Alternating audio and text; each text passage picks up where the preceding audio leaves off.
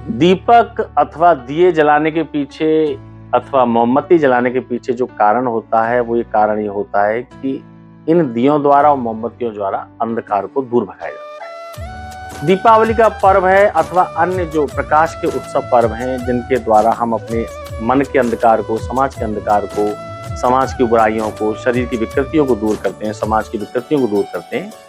इन सबके पीछे मूल कारण ये होता है कि किसी भी प्रकार से हमारे समाज के और हमारे हृदय के अंधकार को दूर भगाया जाए। दीपक जलाने के पीछे सबसे बड़ा जो कारण ये है कि उस दीपक के द्वारा आप सामाजिक अंधकार को दूर करते हैं। अब उस सामाजिक अंधकार को दूर करने के साथ साथ आप किसी गरीब को उसको सबलता प्रदान भी करते हैं। दीपक जो होते हैं वो गरीब हमारे प्रजापति समाज द्वारा बनाए जाते हैं। अगर आप उन दीपकों को खरीदते हैं तो उससे उनके व्यापार की वृद्धि होती है। इसके अलावा दीपक में जो तेल डाला जाता है उससे जो हमारा तेली समाज होता है उस तेल समाज को बेचता है, उस तेल को बेच करके अपना रोजगार प्राप्त करता है। रुई वाला रुई को बेच करके व्यापार प्राप्त करता है। मोमबत्ती वाला मोमबत्तियों को बेच करके अपनी आमदनी को प्राप्त करता है। ये विभिन्न प्रकार के जो आमदनियों के साधन हैं ये येन केन प्रकरण सनातनी जितने भी व्रत अथवा त्योहार हैं उनके द्वारा हर वर्ग को उसकी आमदनी और उसको रोजगार प्राप्त होता है। अब कुछ नेता कटाक्ष करते हुए कहते हैं सनातनी।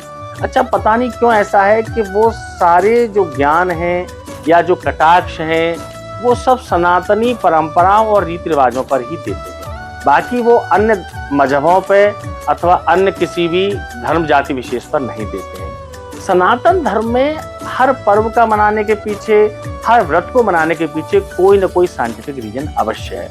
हम उन साइंटिफिक रीजन्स को मानते नहीं है, सिर्फ अपनी तुष्टिकरण की राजनीति करने के लिए अथवा एक वर्ग विशेष को खुश करने के लिए, प्रसन्न करने के लिए कभी भी कुछ भी कहीं भी बोल देते हैं, जबकि उसका मूल कारण हमें पता नहीं होता है।